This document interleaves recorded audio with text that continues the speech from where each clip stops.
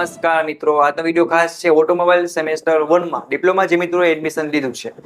હવે તમને એડમિશન થઈ ગયું, બધું સારામાં સારી કોલેજ મળી ગઈ, બધું સ્ટાર્ટ થઈ ગયું છે. પણ ઘણા બધા વિદ્યાર્થીને એ ખબર નહીં હોય કે જીટીયુ નો સેમેસ્ટર 1 માં કયા કયા સબ્જેક્ટ આવવાના છે, એમાં કયા કયા સબ્જેક્ટમાં કેટલા ચેપ્ટર હશે, કયું ચેપ્ટર કેટલા માર્ક્સમાં હશે, અને ફ્રી ઓફ કોસ્ટ ડાઉનલોડ કરવો હોય સિલેબસ તો કઈ રીતે કરવો.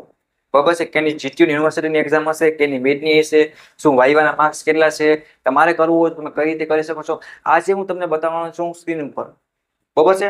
તમારે વિડીયો ખાસ જોવાનો છે. એટલે આવી જ રીતના તમારે ફ્રી ઓફ કોસ્ટ અને ઘણું બધું બેનિફિટ સાથે તૈયારી કરવી હોય ઓટોમોબાઈલ સેમેસ્ટર 1 થી 6 સુધી આખો પાસ થાય ત્યાં સુધી, તો અત્યારે જ ડિસિઝનમાં ઓટોમોબાઈલ સેમેસ્ટર 1 ના ગ્રુપમાં જોઈન થઈ જાઓ. એમાં બધી માહિતી અપડેટ સાથે બધું મળતું રહેશે.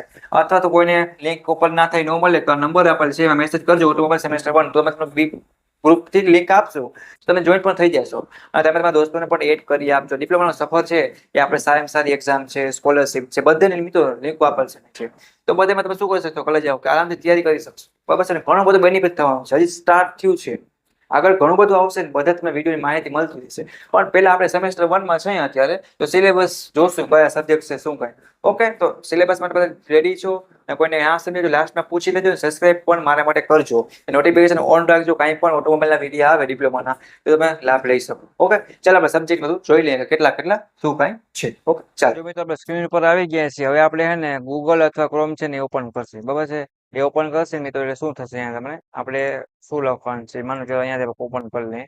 અહીંયા શું લખવાનું, જીટીયુ સિલેબસ. ગૂગલ અથવા અહીંયા આવી જવાનું, જીટીયુ સિલેબસ તમે લખશો ને પેલી તમને વેબસાઇટ જોવા મળશે. એના પર સિમ્પલી ક્લિક કરજો.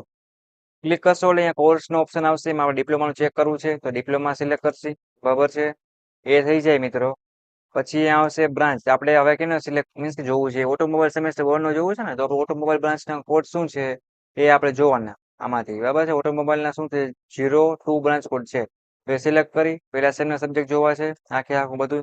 છેલ્લે આપણે 24-25 સિલેબસ અપડેટ ચેન્જ થયો તો એ યર સિલેક્ટ કરી અને સિમ્પલી ક્લિક કરશો સર્ચ ઉપર, એ તમારા સમક્ષ છે ને એ ઓપન થઈ જશે. બરાબર છે. એ શોર્ટના બધા નામ આપ્યા છે. એલ એટલે લેક્ચર, ટી એટલે ટ્યુટોરિયલ, પી એટલે પ્રેક્ટિકલ, ઈ એટલે એક્ઝામ, બધું આપ્યું મીન્સ કે એક્સેલ બધું આપેલું છે. અને એન સેમેસ્ટર એક્ઝામ જેમ ધોરણ 10 ની અંદર આપણે એક વર્ષમાં ફાઇનલ એસએસસીની એક એક્ઝામ આવતી, એવી રીતના આમાં કેમ થશે તો 6 મહિનામાં એક બોર્ડની એક્ઝામ, એટલે આપણે કેની આવશે જીટીયુની એક્ઝામ આવશે 70 માર્ક્સની. એમાં પણ કમ્પલસરી પાસ થવાનું છે. તો જે 70 માંથી જ્યાં લખેલ હશે ઈમાં 70 એની એક્ઝામ હશે. અને મિડમાં હશે તો આપણે સ્કૂલમાં 6 મહિને આવતી ને, મીન્સ કે અડધી પરીક્ષા કહેતા ને આપણે 9 માસિક કે 6 માસિક, એવી રીતના મિત્રો આપણે શું આવશે કે મિડમાં થોડુંક આવશે. કઈ મિડમાં જેટલું સિલેબસ 1.5-2 મહિના હાલ્યું હોય છે ને એટલે આપણે એમાંથી પૂછાશે, એમાં પાસ થવું પડશે. અને ઇન્ટરનલ એટલે આપણે જે વર્તન વ્યવહાર કેવું છે, વર્ક બધું ટાઈમે પૂરું કરી છે, હાજરી લેક્ચર લેબ ભરી છે શું કઈ, એના પર એ 20 માંથી માર્ક્સ મૂકવાના હોય છે. અને લખવા આપે છે એ વાઇવા સબમિશન બધું એના માર્ક્સ હોય છે. મેથેમેટિક્સ છે તેનો ખાલી મિડ ની જીટીયુની એક્ઝામ હશે, ઇન્ટરનલ કે એ બધું હશે નહીં.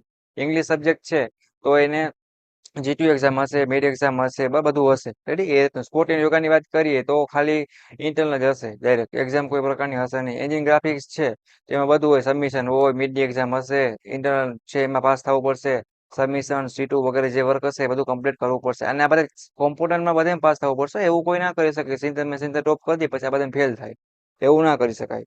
બરાબર છે. એમ કહીને ટોટલ 150 માર્કનો સબ્જેક્ટ થાય છે. બરાબર છે. પછી એન્જિનિયરિંગ મટીરિયલ સાયન્સ છે તેમાં બધું છે જ. બરાબર છે. કોમ્પ્યુટર એપ્લિકેશન એન્ડ ગ્રાફિક્સ છે તેમાં ઇન્ટરનલ અને વાઇવા વગેરે એ જ છે, કોઈ એક્ઝામ હશે નહીં. પછી શું છે અહીંયા આમાં બધું જીટીયુ અને મિડ જ છે, કોઈ ઇન્ટરનલ કે હશે નહીં. અહીંયા સી છે સબ્જેક્ટ કોડ. બરાબર છે. તો આ C2D વાળાને છે એને ખાલી એમસીક્યુ હશે. અહીંયા આપણે જો નોર્મલ છે ને ડીઆઈ, એ સી લાગે તો C2D વાળાને ખાલી એમસીક્યુ હશે એક્ઝામમાં, કોઈ થિયરી કે એવું કંઈ હશે નહીં.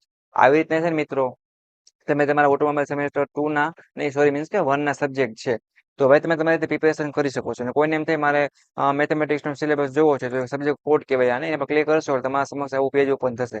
તો સ્ક્રોલ કરશો એટલે પાછી ડિટેલ આપી છે એન સેમેસ્ટર એક્ઝામ, તો 70 માર્ક્સ ઈ કહેવાય. એમ એટલે મિડ વગેરે જો વર્ક હોય છે એના માર્ક્સ મિડ એક્ઝામિનેશનના તો 30 માર્ક છે.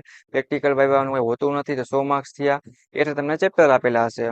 ચાલો ભાઈ હવે 23 માર્કનું પૂછવાનું છે ડિટર્મિનન્ટ ફંક્શનમાં. ના સહેલું પડતું હોય છે મોસ્ટ ઓફ પાસ થવામાં. ઓકે. અને આના બધાની પ્રિપેરેશન આપણી યુટ્યુબ ચેનલ છે જે ગુજરાતી એન્જિનિયરિંગ એકેડમી સર્ચ કરશો ત્યાં પ્લેલિસ્ટ બનાવેલ છે. પ્લેલિસ્ટ વાઇઝ બધું સ્ટડી મટીરિયલ છે ને એ સેમેસ્ટર 1 ની પ્લેલિસ્ટમાં જવાનું, અને તમારી બ્રાન્ચ યાદ રાખવાની આઈસી સેમેસ્ટર 1 એમાં બધું સ્ટડી મટીરિયલ છે ને મિત્રો એ હશે. તમે ઇઝીલી અપલોડ કરી શકશો, મીન્સ કે હું અપલોડ અમે કરશું સોરી, બટ તમારે તૈયારી કરવાની છે, બુકમાં પ્રેક્ટિસ કરીને સારી રીતે કરી શકશો.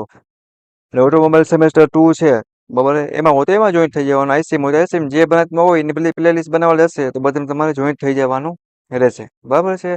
અને એ ટુ ઝેડ અપડેટ માહિતી પર તમારા સીધા વોટ્સઅપ ગ્રુપમાં મળશે, તો નીચે લિંક આપેલ છે. અત્યારે જોઈન્ટ હશો, સબસ્ક્રાઇબ હશે, નોટિફિકેશન હશે તો તમે એ કરી શકશો આરામથી. એના સિવાય ક્યાંય અટકાવો છો તો હેલ્પ માગી શકો છો મેસેજ કરીને.